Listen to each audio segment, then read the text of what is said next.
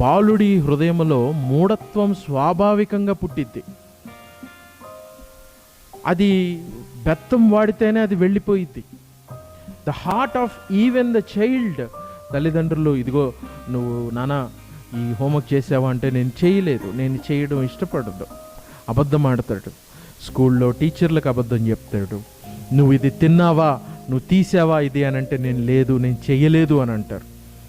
అది బాలుడి యొక్క స్వభావం, బాల్యము నుండి చెడ్డది అన్నప్పుడు దీస్ ఆర్ యూనివర్సల్ స్టేట్మెంట్స్. దేవుణ్ణి వెతికిన వాడెవడనూ లేడు, దేవుణ్ణి సంతోషపెట్టిన వాడెవడనూ లేడు, దేవుడి మాటకు లోబడిన వాడెవడనూ లేడు. ఇవన్నీ యూనివర్సల్ స్టేట్మెంట్స్. అప్పుడు దీన్ని పౌలు గారు నిర్ధారిస్తూ ఏమని మాట్లాడతాడు అంటే, వేరొక నియమము నా అవయములో ఉన్నట్టు నాకు కనబడుచున్నది, అది నా మనస్సు నందున్న ధర్మశాస్త్రముతో పోరాడుచు నా అవయములోనున్న పాప నియమముకు నన్ను చెరపట్టుకుని లోపరుచుకున్నచున్నది. నా అవయములో ఉన్న పాప నియమానికి నన్ను చెరపట్టుకొని లోపరుచుకున్నచున్నది. వేరొక నియమము నాలో ఉన్నది.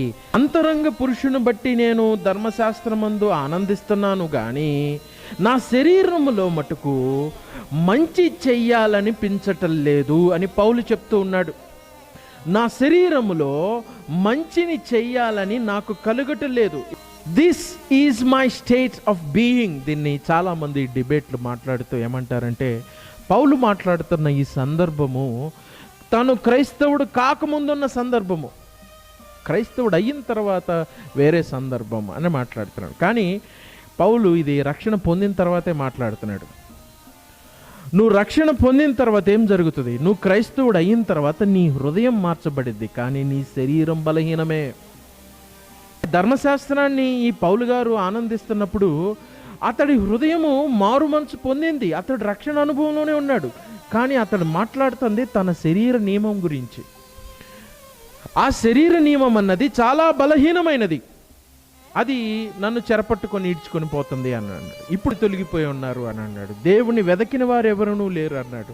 ఆయన వాక్యమునకు లోబడే వ్యక్తి ఎవరూ లేడు అని అన్నాడు. వీటన్నిటిని క్రోణీకరించుకుంటే మనకేమర్థమవుతుంది అని అంటే, man by nature he never obeys God. స్వాభావికంగా మనిషి, శరీర సంబంధంగా మనిషి పుట్టుకతోటే దారి తప్పిపోయిన వ్యక్తి. కాబట్టి ఆయన అంటున్నాడు, నీతిమంతుడు ఒక్కడునూ లేడు. వారి మనస్సుల్లో నీతి చెయ్యాలనే మనస్సు, నీతిని జరిగించాలనే కోరిక వాళ్ళల్లో ఉన్నప్పటికీ కూడా దాన్ని చెయ్యలేని బలహీనమైన స్థితిలో వాళ్ళు ఉన్నారు.